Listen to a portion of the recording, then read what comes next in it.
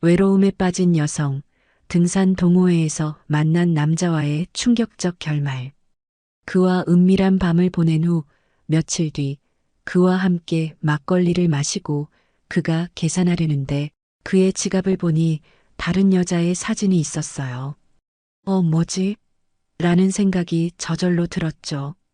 여자가 나 말고 또 있었던 건가? 이 사람 그냥 이리저리 들쑤시고 다니는 바람둥이인가? 저는 갑자기 속이 뒤틀리는 느낌이 들었어요. 그에게 그 여자가 누구냐고 물어봤지만 제 질문을 능구렁이처럼 빠져나가는 모습에 오히려 화가 더 늘어났어요.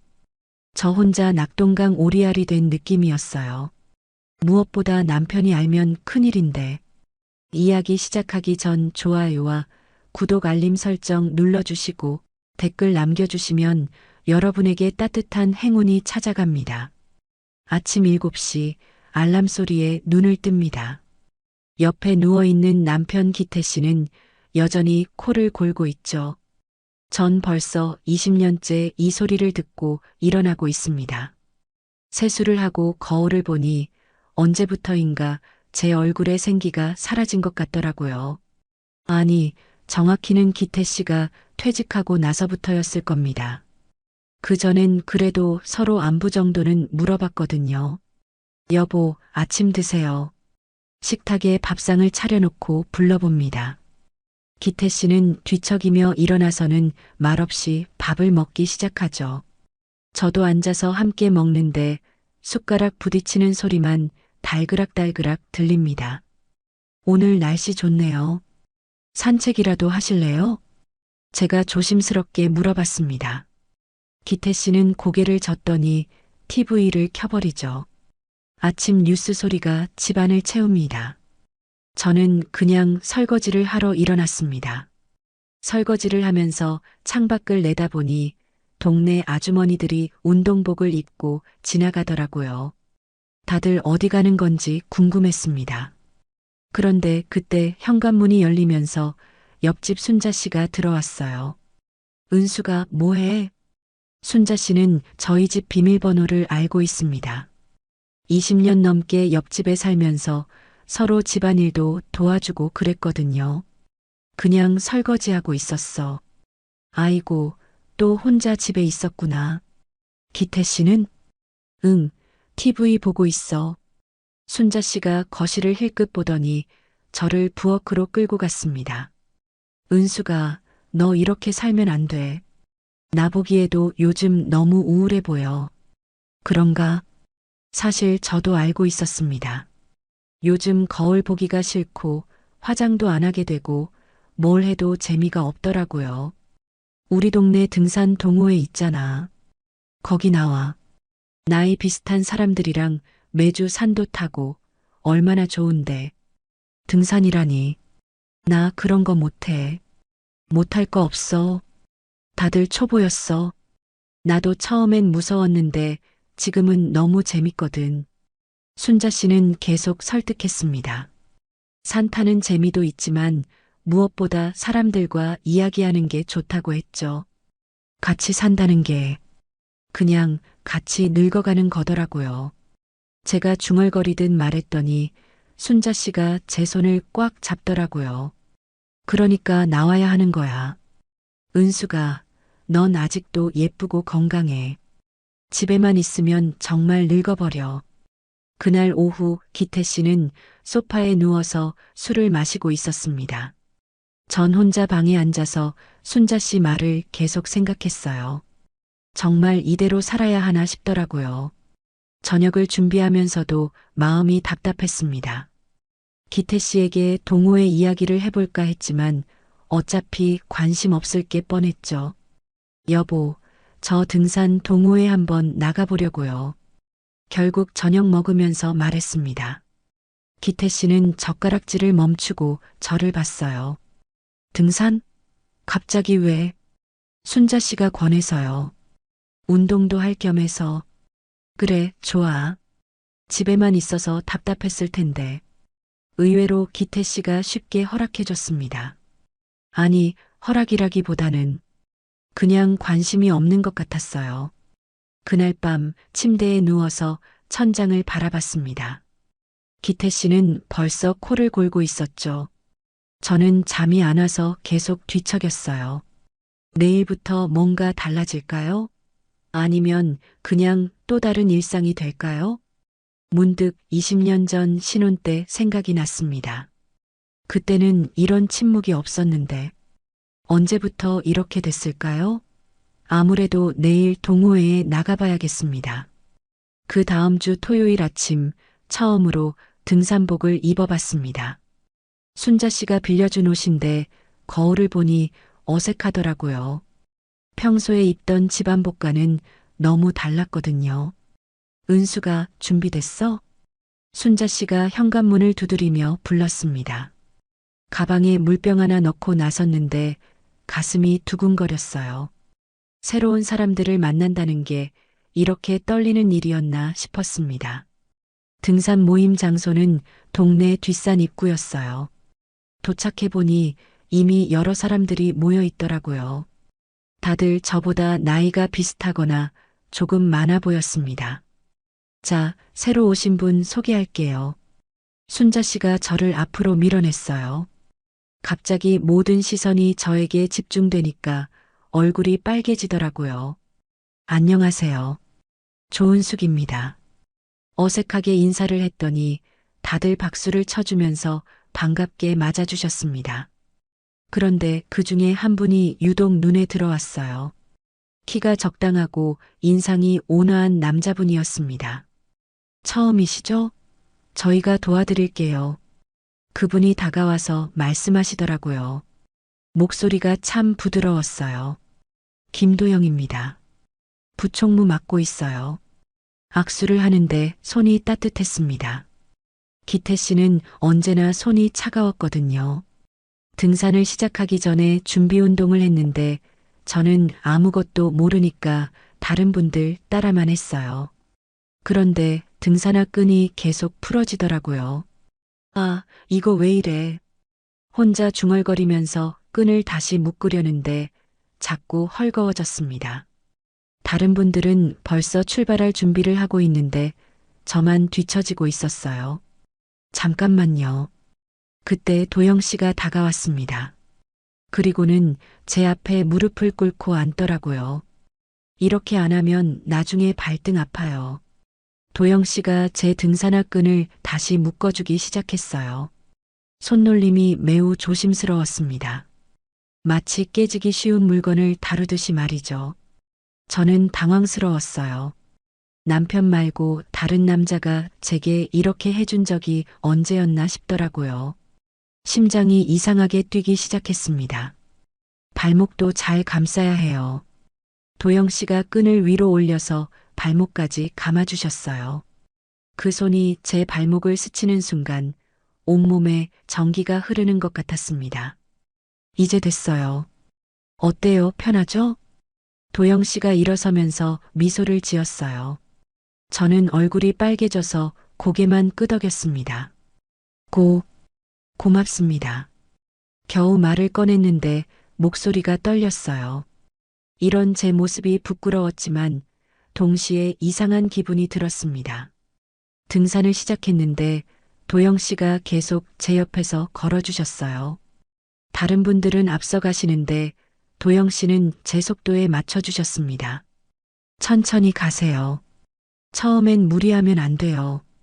죄송해요. 제가 너무 느려서. 아니에요. 저도 처음엔 이랬어요. 도영 씨가 웃으면서 말씀하시더라고요. 그 웃음이 참 따뜻해 보였어요. 산을 오르면서 도영 씨가 이것저것 알려주셨습니다. 어떻게 걸어야 덜 힘든지, 숨은 어떻게 쉬어야 하는지. 마치 선생님 같았어요. 여기서 잠깐 쉬어가요. 중간에 쉼터에서 잠깐 멈췄는데 도영 씨가 물병을 건네주셨습니다. 많이 힘들죠? 괜찮아요. 생각보다 재밌네요. 정말 그랬어요.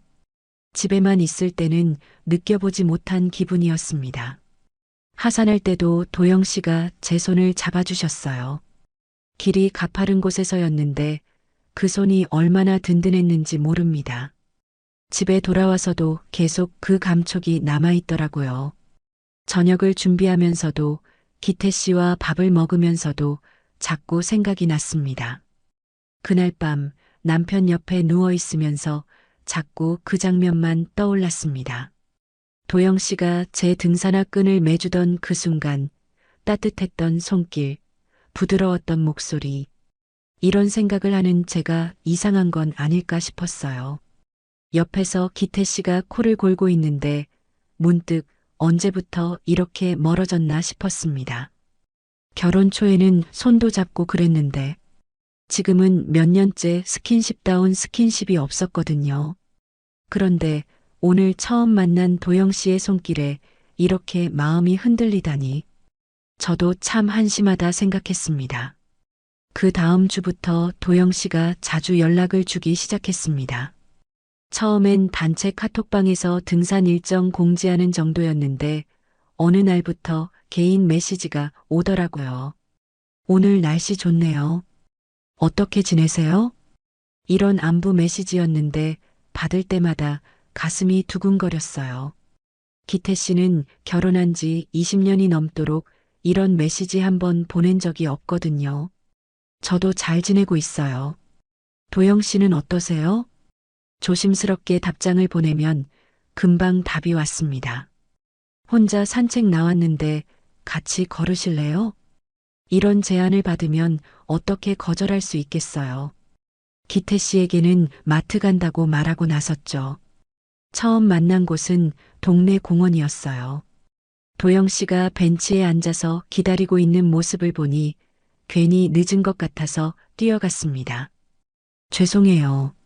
늦었죠? 아니에요. 저도 막 왔어요. 도영 씨가 일어서면서 웃어주셨어요. 그런데 제 모습을 위아래로 훑어보시더니 말씀하시더라고요. 오늘 예쁘게 입으셨네요. 순간 얼굴이 빨개졌어요. 남편에겐 10년을 살아도 듣지 못한 말이었거든요. 예뻐요. 라는 그 말 하나에 이렇게 마음이 흔들리다니. 저도 참 단순한 사람인가 봅니다. 고맙습니다. 겨우 대답했는데 목소리가 떨렸어요. 도영 씨는 그런 제 모습을 보고 더 환하게 웃으셨습니다. 함께 공원을 걸으면서 이런저런 이야기를 나눴어요. 도영 씨는 저에 대해 관심이 많으시더라고요. 취미가 뭔지, 평소에 뭘 하며 지내는지, 좋아하는 음식은 뭔지. 은숙 씨는 참 조용하시네요. 그런데 그게 매력적이에요. 이런 말까지 하시니까 정말 어떻게 해야 할지 모르겠더라고요. 그 다음 주에는 카페에서 만나자고 하셨어요.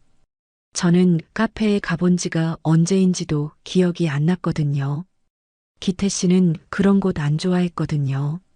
카페에 들어가니 젊은 사람들이 많았어요. 괜히 위축되는 기분이었는데 도영 씨가 제 손을 살짝 잡고 구석 자리로 안내해 주셨습니다. 뭐 드실래요? 커피? 아니면 차? 저는 뭐든 괜찮아요. 그럼 따뜻한 차로 할까요? 몸에도 좋고. 도영 씨가 주문하러 가는 동안 저는 혼자 앉아서 주위를 둘러봤어요. 이런 분위기가 낯설면서도 설레더라고요. 여기요. 도영 씨가 허브차 2잔을 가져왔어요. 향이 참 좋았습니다. 어때요? 맛있죠? 네, 정말 좋네요. 정말 그랬어요. 차 맛도 좋았지만 무엇보다 이런 시간 자체가 좋았습니다. 은숙 씨, 집에서만 계시기엔 너무 아까워요. 그런가요? 물론이죠. 이렇게 매력적인 분을. 도영 씨가 말을 멈추고 제 눈을 바라봤어요. 그 시선에 또 얼굴이 빨개졌습니다. 그날 이후로 만남이 더 자주 늘어났어요. 때로는 혼자 등산을 가자고 하시기도 했고, 때로는 그냥 동네를 산책하자고 하시기도 했습니다. 어느 날은 조금 먼 산까지 가자고 하셨어요. 차로 1시간 정도 가는 곳이었는데 저는 기태 씨에게 순자 씨와 쇼핑 간다고 거짓말을 했습니다. 도영 씨 차에 타는 것도 처음이었어요. 깔끔하게 정리되어 있고 은은한 향수 냄새가 났습니다. 기태 씨 차는 늘 담배 냄새가 났는데 음악 들으실래요? 도영 씨가 클래식을 틀어주셨어요. 차창 밖으로 풍경이 지나가고 옆에서 도영 씨의 옆모습이 보이니까 마치 영화 속 주인공이 된 기분이었습니다. 산에서도 도영 씨는 저만 챙겨주셨어요. 힘들어하면 등을 살짝 밀어주시고, 목이 마르면 물을 건네주시고, 쉬고 싶어 하면 그늘진 곳을 찾아주시고, 은숙 씨가 행복해 보여서 저도 기분이 좋아요. 하산길에 도영 씨가 말씀하시더라고요. 저는 정말 행복했습니다. 언제 이런 기분을 느껴봤나 싶을 정도로 말이에요. 그날은 동호회에서 좀 높은 산에 다녀온 날이었어요. 하산 후에 다들 뒤풀이를 하자고 했는데 저는 처음이라 어색했습니다. 작은 술집에 들어가니 회원들이 벌써 자리를 잡고 앉아 있더라고요. 저는 구석 자리에 앉으려 했는데 도영 씨가 옆자리를 비워뒀더라고요. 은숙 씨, 여기 앉으세요. 다른 분들과 이야기를 나누면서도 도영 씨는 계속 저를 신경 써주셨어요.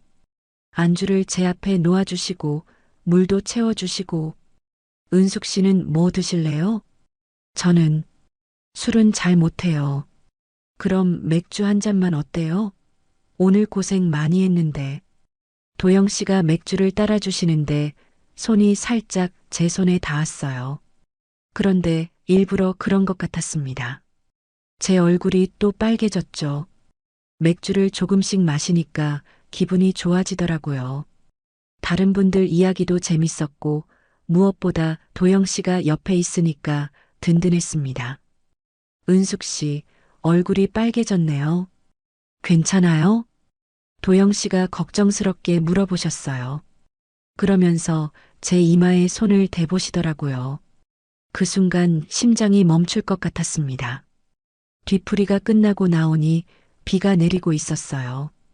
다들 우산을 가져왔는데 저만 못 가져왔더라고요. 은숙 씨, 차로 데려다 드릴게요. 도영 씨가 우산을 펼쳐서 저와 함께 쓰며 주차장으로 향했어요. 우산이 작아서 어깨가 자꾸 맞닿았습니다. 차에 타니까 조용해졌어요. 빗소리만 창문을 두드리고 있었죠. 도영 씨가 시동을 걸면서 말씀하셨어요. 집까지 가는 길에 비 좀 그치면 좋을 텐데. 괜찮아요. 천천히 가셔도 돼요.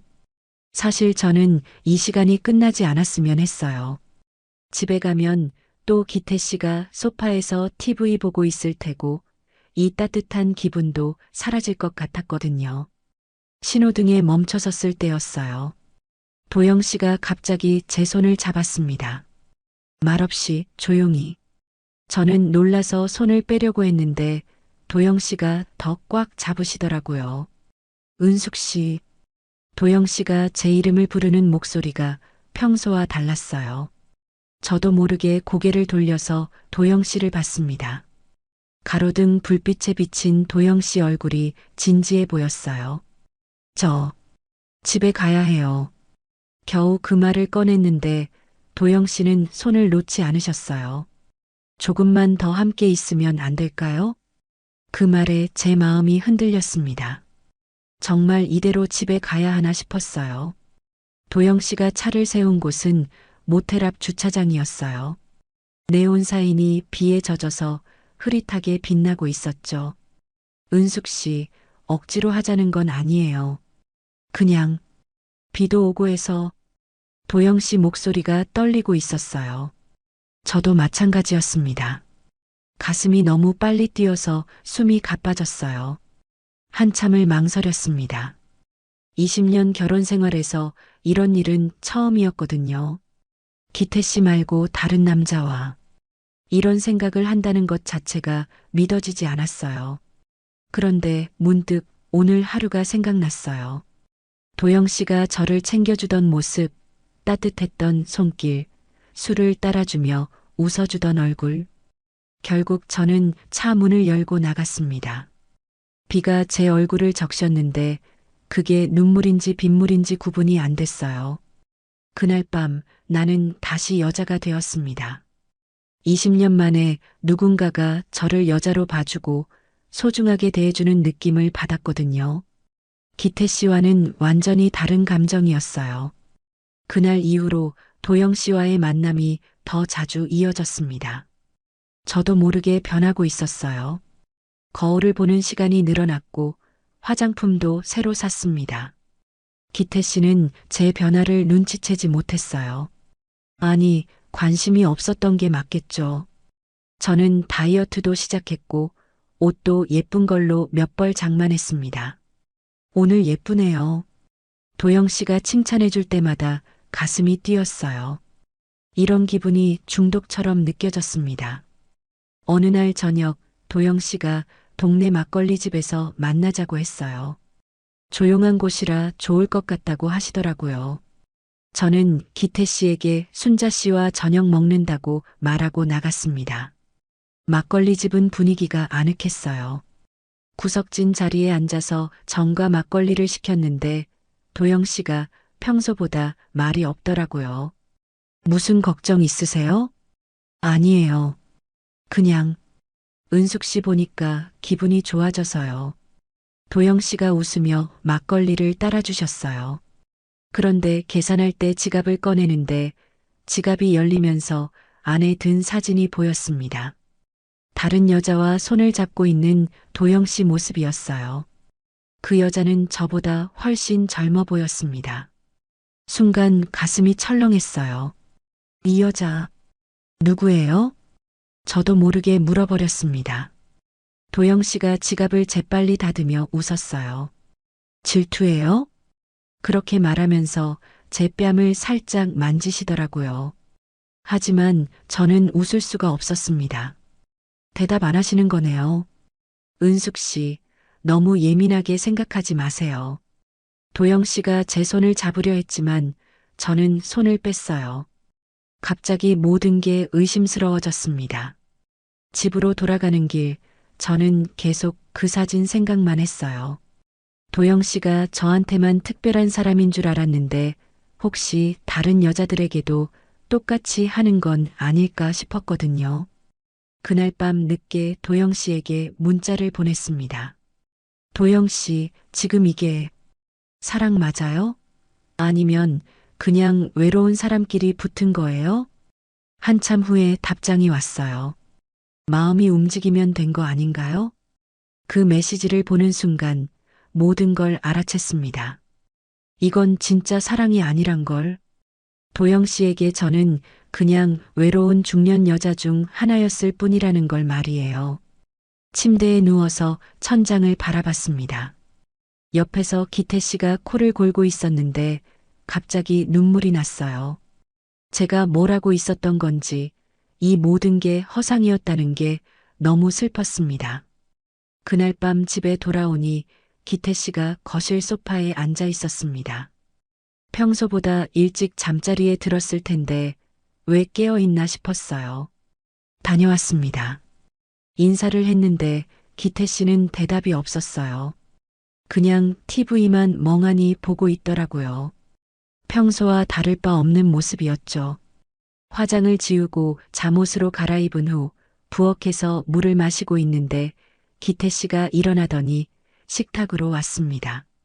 말없이 봉투 하나를 식탁 위에 올려놓았어요. 갈색 봉투였는데 뭔가 사진 같은 게 들어있는 것 같았습니다. 이게 뭐예요? 물어봤는데 기태 씨는 그냥 소파로 돌아가 버렸어요. 이상한 기분이 들어서 봉투를 열어봤습니다. 그 순간